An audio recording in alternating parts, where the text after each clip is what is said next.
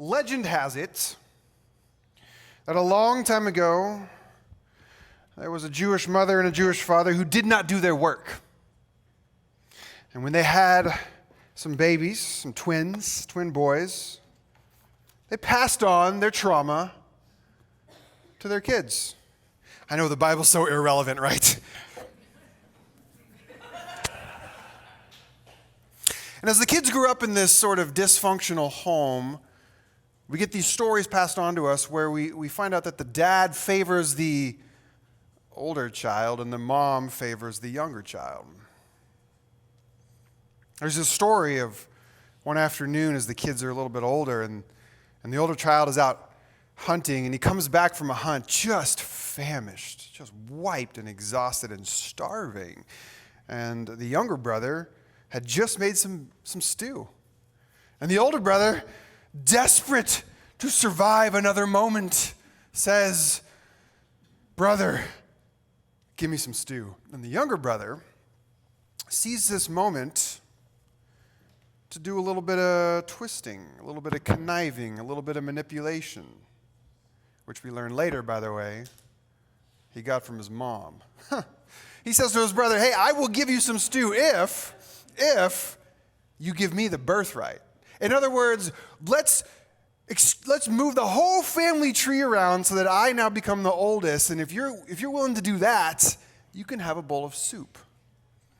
And the older brother says, "Okay." Which I submit to you is not a great deal. However, when you are raised by dysfunctional parents, you can't always make the best choices, right? Okay, a couple years later, there's another moment where the father is ready to give a blessing.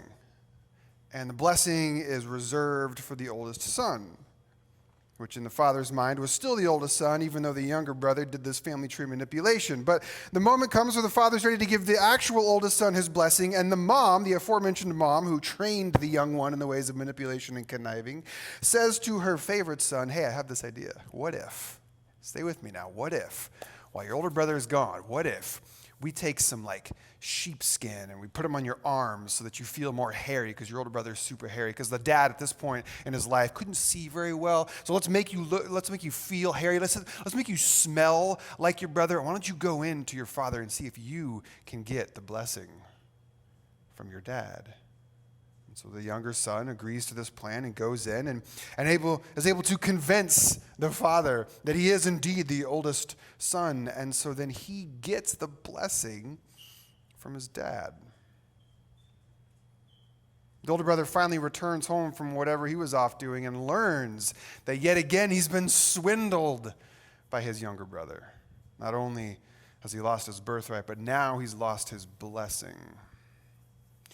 And in a murderous rage, he swears to his brother that once our father's gone, I'm going to kill you.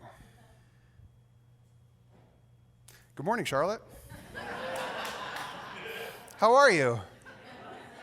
It's so good to be here with you.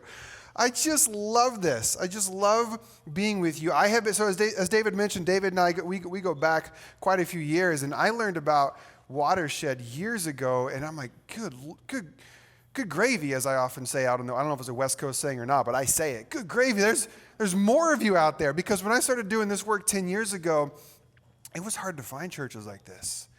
And I heard about Watershed, and I'm like, that exists in the South? I must go. And it has taken me far too long to get here, but I'm finally here with you, and I love it. So I've been in North Carolina all week. I was in Raleigh last Sunday speaking at a church there, and I've stayed in Raleigh for a couple days, then Cary for a couple days, and then I've been in Charlotte for the last 4 days. And you really have a lovely part of the country here. I'm really proud of you. I love it here. And so as David mentioned, I've been going around the country this year talking about my second book, which the title is The Shift, subtitle, Surviving and Thriving After Moving from Conservative to Progressive Christianity. Now, here's the point of the book. It's the survival guide for when you are moving away from or sometimes been kicked out of. No? Okay. Yeah, there's a woo. Someone has with me. when you either move away from being kicked out of your more conservative, traditional, look, the labels are not what's important here. You get the vibe of which I'm saying, right? The more conservative world, and you're on this journey towards something. You don't know exactly what yet, but you know you want to be connected to Christianity. Like the heritage of Christianity still means something to you, but you know if I'm going to stay in this tradition, it's got to be more open. It's got to be more expansive, inclusive. I use the term progressive. Sometimes that's helpful. Sometimes it's not. I don't care. Labels aren't what's important here, but it's this shift. And so I'm going around talking to people because for the last 10 years, this is the work that I've been doing, shepherding and guiding people through this experience. And what I've learned is that, yes, all of our stories are unique, and also there's a lot of similarities that happen in this journey. A lot of the same obstacles show up, theological obstacles. What do we do about God? What do we do about Jesus? What do we do about the Bible? I got a chapter on the church called I Can't Stand Church. Do you know one that I could try? You know what I mean? Like this push-pull, this love-hate relationship that we have. Like we won't ever go back, but also we can't wait to find a place where we can plug into. And so this book is sort of a survival guide for this journey. And I want to share with you this morning something that for me has been one of the most profound, not just insights, but honestly, one of the most profound practices that I've incorporated in my own life and that I have encouraged others to as well when they are experiencing a kind of shift like this. And now you might be thinking, that sounds great, Colby, but I did that 10 years ago, or that sounds great, but I don't know that really describes me. That's fine. You can leave. No, I'm just kidding. Please stay. That's fine. I think what I have to say here will at least for you be a thing you can stick in your back pocket, and one day you're going to be like, oh, wait a minute. Now's the time I can try that out. And to do that, I want to return to the aforementioned legend, the tales, the stories of Jacob and Esau, the twins who were born to, as I'm calling them, the dysfunctional parents that passed on a kind of trauma that informed how their kids were raised and how they treated each other. And I want to pick the story up in Genesis chapter 32. So if you recall, the end of the story was the older brother Esau says to his younger brother Jacob, like, when our dad dies, I'm going to kill you. Jacob then leaves and is gone for about 20 years. And in Genesis 32, the story picks up, and Jacob is ready to return back home to be reunited with his brother Esau, whom he hasn't seen since the death threats from 2 decades ago. And so we read in Genesis chapter 32 that Jacob, who, if you had followed along some of the previous stories, you see that Jacob is sort of this conniving, manipulative deceiver. But I feel like that doesn't really do justice to the fact that, as I mentioned in the introduction there, that really I think his mom sort of passed on these patterns of behavior. But Jacob has sort of done these moves in his life. And so when you get to Genesis 32 and he's ready to go reunite with his brother, he finds out from scouts that his brother is coming out to meet him with like 400 men, which is not a sign of a welcome party. It's a sign of a fight. And so Jacob comes up with this plan. And his plan is this: I'm going to send ahead a contingent of because Jacob had amassed quite a bit of resources at that point. I'm going to send on a portion of my resources and my people and my cattle. I'm going to send some sheep and some goats and some cows and some chickens. Basically like the first ever edible arrangements, I think, is what's happening here. Jacob's like, I'm going to send this on ahead to meet my brother, and then they're going to say, where's Jacob? And they're going to say, oh, he's right behind us, but not really. What's actually right behind that is another wave of gifts, of lavish gifts being sent on to Esau. And when Esau says, where's Jacob? They'll say, he's right behind, but not really, a third round of lavish gifts. And so Jacob has this idea: I'm going to pacify my brother. I'm going to try and lower his temperature so that when I do finally show up and meet Esau face to face for the first time in 20 years, maybe he won't kill me because he will have been so distracted by, impressed by, and grateful for all these gifts. And so this is Jacob's plan.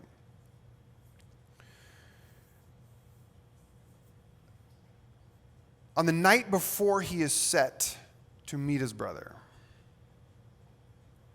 the storyteller tells us that Jacob crosses the Jabbok River and brings the remainder of his party, the remainder of his family. He takes over his children. He takes over his 2 wives, hashtag biblical marriage, and he brings them over across the Jabbok River. And he leaves them on one side, and then he crosses back over to the other side alone, and he spends the night by himself.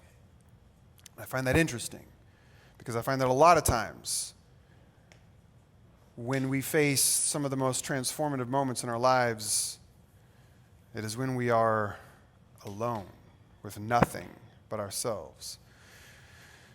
And the storyteller says that Jacob falls asleep, and he's awoken by this stranger in the night who just shows up out of nowhere and starts to wrestle Jacob. And the storyteller says they get into this all-night wrestling match where it's so equal that neither one can sort of get the advantage of the other until finally the late-night visitor, the storyteller says, does this cheap shot and kind of knocks out the hip socket of Jacob. And they continue to wrestle and fight, and the late-night visitor pleads to be let go, and Jacob says, "Not until you bless me," which I find to be a strange response to somebody who shows up out of nowhere and fights you. Not until you bless me. What a strange presumption. You've come to bless? I don't know. Not until you bless me. And the stranger seems to ignore the question for the moment and says, "What's your name?" And Jacob responds by saying, "I am Jacob." And the stranger says, "Not anymore. You were Jacob. But from this point forward, your name is Israel." And the artist formerly known as Jacob responds with, "Well, what is your name?"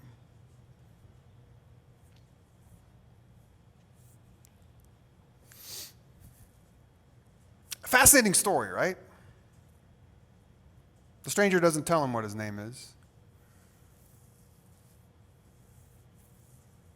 And eventually, the wrestling ends, and the sun comes up.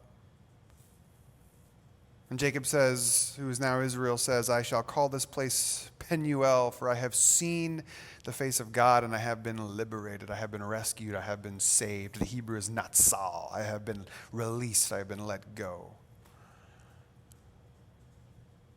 I got 3 observations from the story that I want to share with you as a way to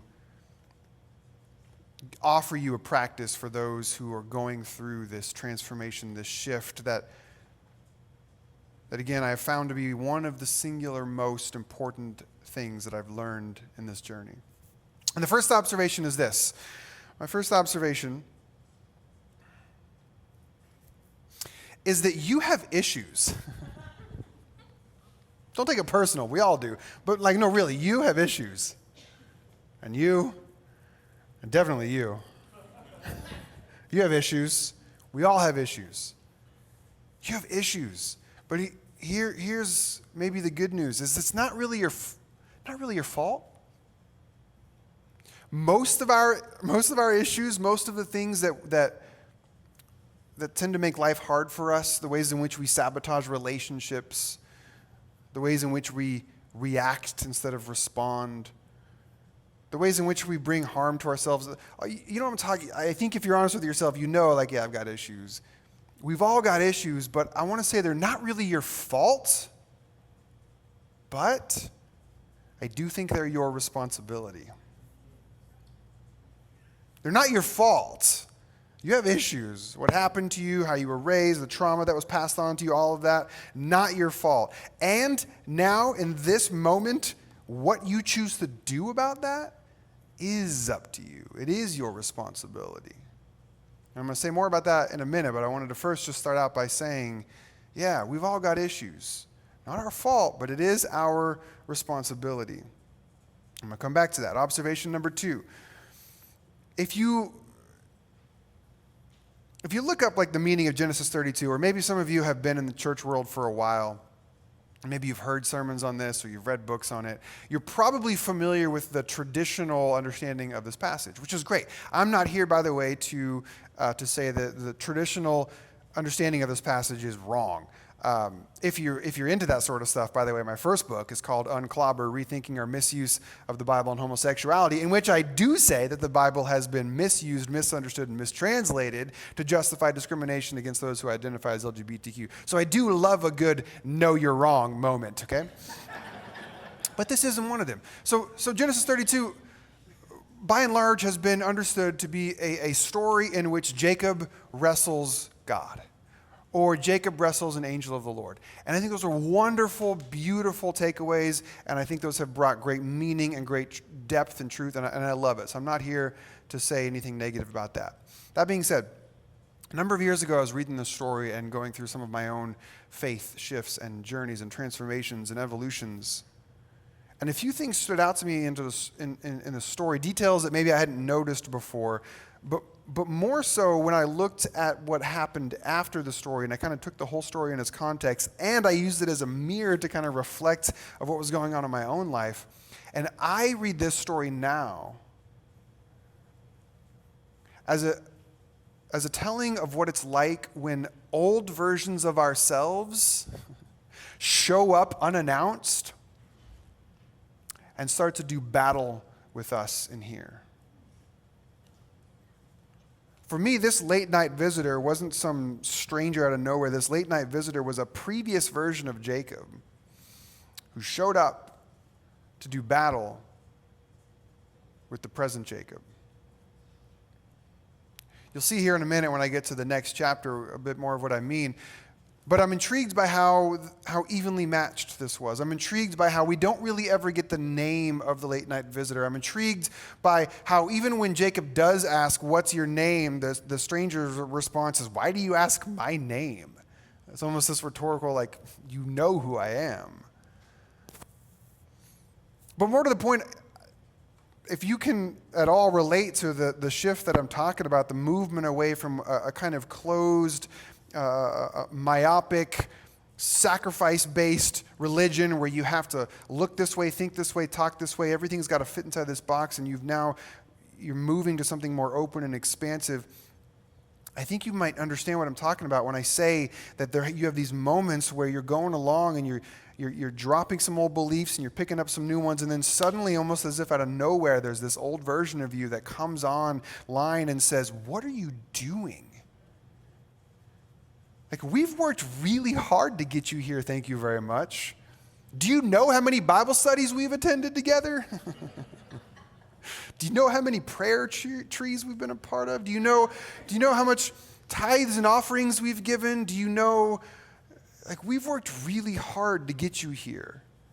And now you're just going to, like, what, go to Watershed?"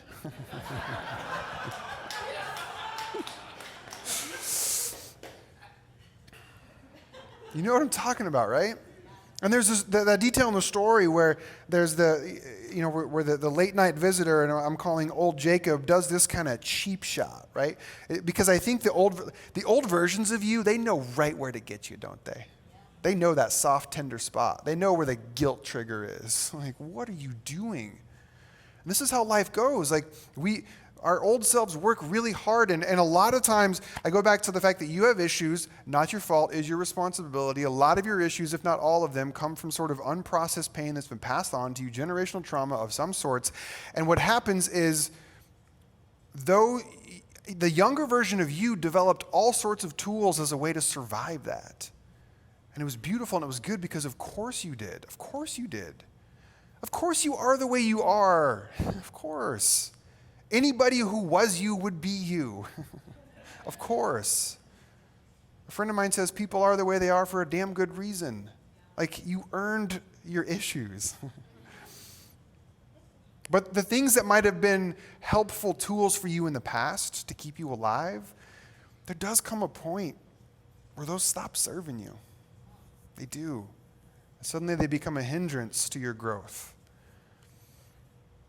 So I think what happens sometimes is we go along and we do audits of our beliefs, and we have these experiences, and we wake up to things, and we have new information, and we have new relationships, and we begin to grow, and then suddenly out of nowhere, an old version of us comes online, grabs us. What are you doing? Why are you doing this to us? Why are you doing this to your family? Ugh. You know that voice? And so the second observation is that I think in this story, or at least not in this story, in your story, there are these moments where these old versions of ourselves come online and resist and resent our efforts to grow. Now, I said I would come back to this moment where Jacob says, I'm not going to end this thing until you give me a blessing.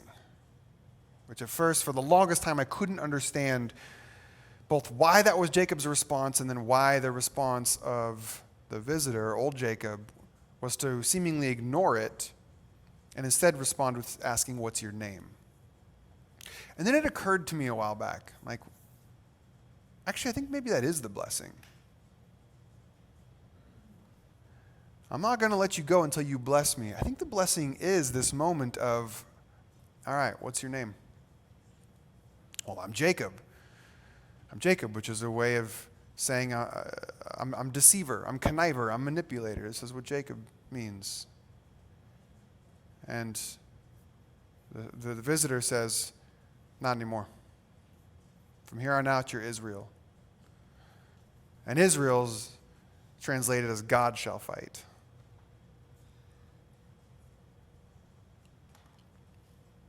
Jacob had to fight his own battles. Because Jacob didn't get the care and nurture that he deserved as a child. He got a mom who hadn't processed her pain and so passed on all these, hey, what if we do this to trick your dad?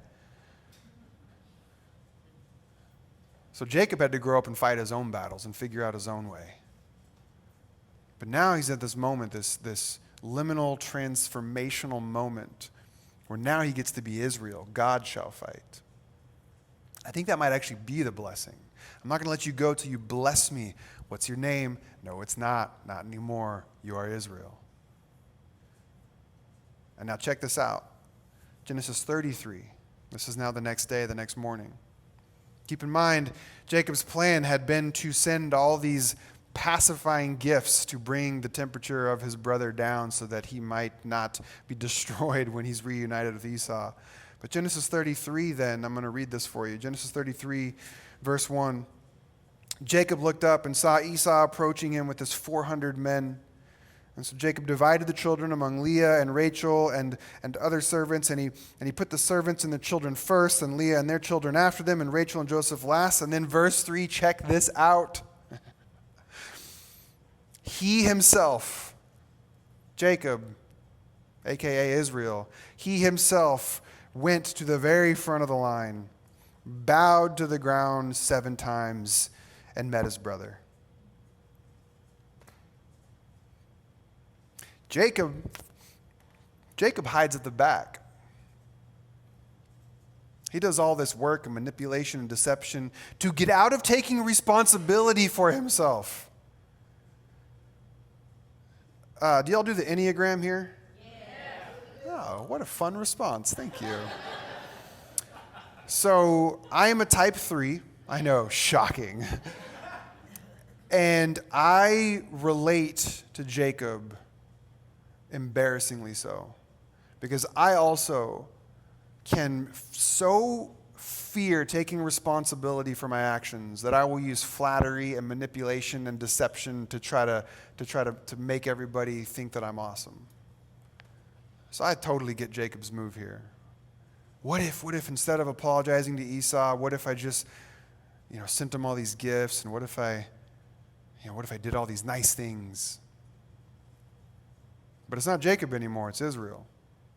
And so Israel goes to the very front of the line, approaches his brother and bows 7 times. Israel takes responsibility for his actions. Israel owns up.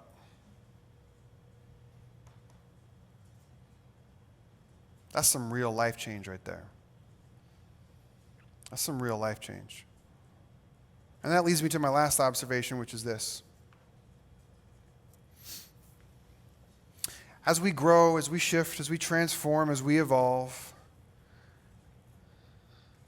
there will inevitably come these moments where we have to make a choice. of what we're going to do with these past versions of ourselves. And this takes us back to that responsibility piece.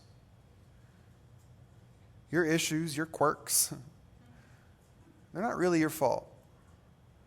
The tools that you developed along the way to survive, to get you here, those made sense.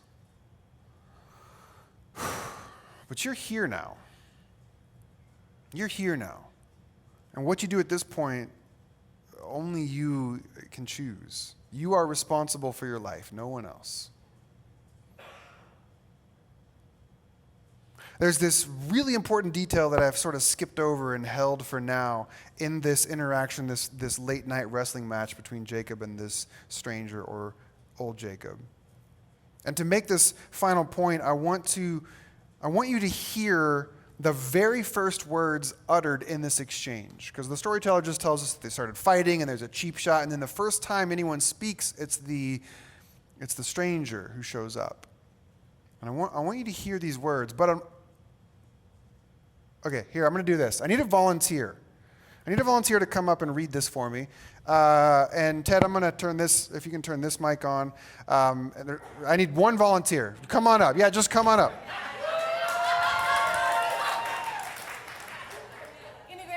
Oh, yeah, I love it. Yeah. What's your name? Kim Honeycutt. Hi, Kim, nice to meet you. Is the mic on? You've emailed before.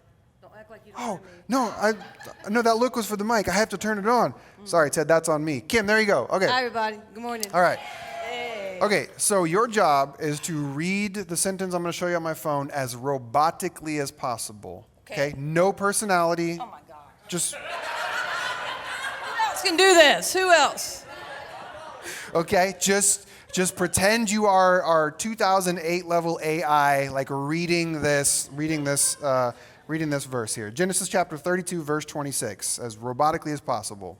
Let me go because the dawn is breaking. You did it. Thank you, Kim. All right, thank you.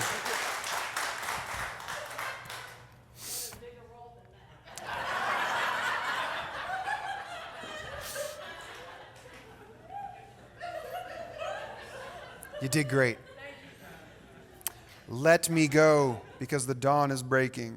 These are the first words uttered by the stranger. Now, I think that oftentimes, if we're reading this or we hear this being read, in the context of this battle, this struggle, this late night, we probably hear it in our minds like this: let me go, right? Like, there's this fight, there's this struggle, let me go. But we don't have to hear it like that. What if instead, this old version of ourselves that comes online, this old version, this previous version of us, who is resistant to and resentful of and is wanting to stop us from growing, they fight with us for a while. But then what if there's a moment where the old you says to the current and hopefully new you, what if it's more like this? Let me go. Let me go.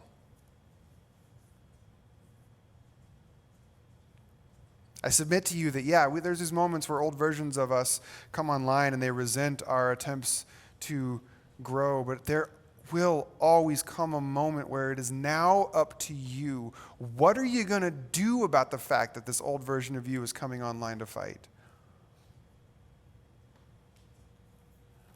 Because ultimately, it's your responsibility what you're going to do. And I think the invitation here is to hear it like that. Hey, bud, let me go. Let me go. You're okay. Actually, you're better than okay. You used to be Jacob. Now you're Israel. You're different now. You can do this. You don't got to hold on to me anymore. You do not have to hold on to me anymore. You don't.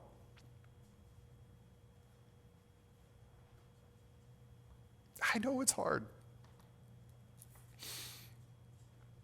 It's real scary to let go of past versions of ourselves, amen?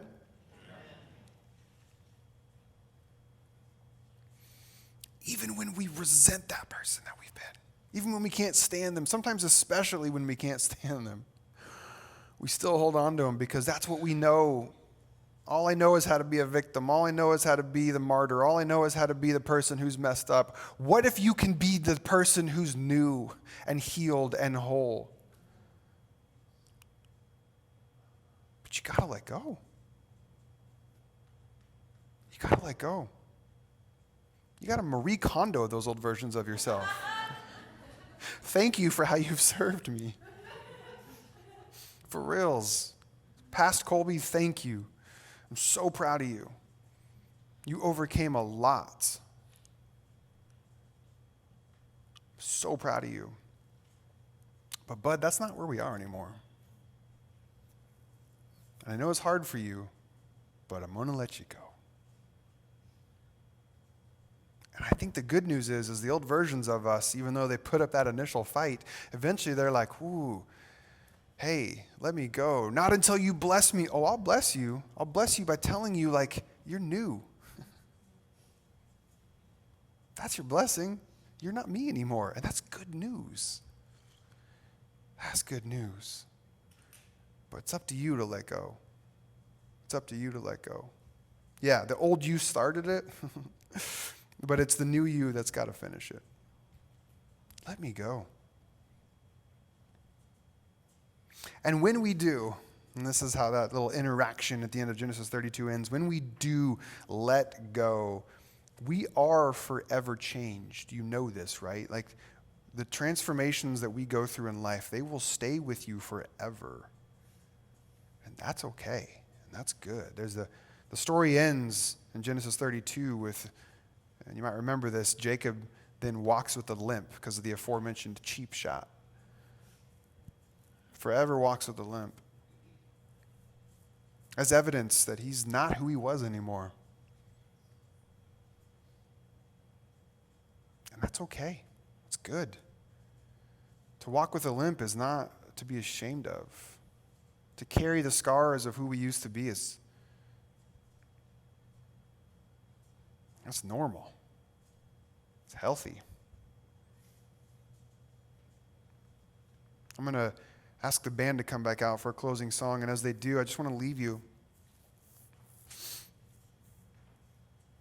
with this thought that, oftentimes people suggest that Jacob is wrestling God in this story, and one of the things I don't love about that is that implies that it is God then that strikes Jacob and causes this suffering, causes this limp in Jacob. And I don't think God is out here knocking people around, causing suffering. That's just not who I understand God to be. For me, God is the one who is present with and then rescues us from those moments when we get stuck in our fear and our shame as we wrestle our old selves, wondering if we really can keep going and growing and transforming. God is the one who is with us in that struggle. God is the one who is with us in that transformation and that battle. God doesn't inflict the suffering and the pain on us. Life does that because life is hard. It just is. It's not hard because you're doing it wrong. It's just hard. And I think God, maybe this morning we can hear the voice of God being the voice that says, yeah, I see you this morning. I see the way you limp. I see the way you carry the scars of who you used to be. I see the way that you've grown and transformed and changed, and I'm so freaking proud of you. I'm so proud of you. And to the extent that you're able, maybe this morning you would do just a little bit more letting go of any past versions of you that you might still be holding on to. Any past identities. I can't let go of that. Well, maybe you can. Maybe that's okay. Maybe the old you is actually hoping you will finally let go. And I think God sees you and says, I'm just so proud of you. You're doing it. You're staying open to growth. You're staying open to change. Might be all God ever asks of us. So may you, Watershed, as you go from here, may you trust that when it gets hard to shift through these various stages, and by the way, maybe you've done one recently or in the middle of one now, you will do this again. You have not arrived. I'm sorry. You haven't. So these moments will come up again. And may you trust in these moments when the old you is afraid to change once again. And when they know just the words to say to make you question and to doubt, may you trust that you actually get to choose what you do. That when you're ready, you can let go of these past versions of you. You can thank them for how they got you here, and you can trust, which, by the way, I submit to you in the New Testament, whenever you see the English word faith, the Greek word behind that is pistis. Pistis is probably better translated as trust. Faith is not believing certain ideas in our heads. Faith is walking with an open posture of trust. May you trust in these moments that these old yous actually want you to grow. They do, and they want to bless you along the way. And when that happens, when you wrestle, when you fight, when you grow weary in the middle of the night, and you can finally see the wisdom in just letting go and trusting that you're going to be okay, may you know that in that struggle, you saw the face of God and you found your liberation. Amen.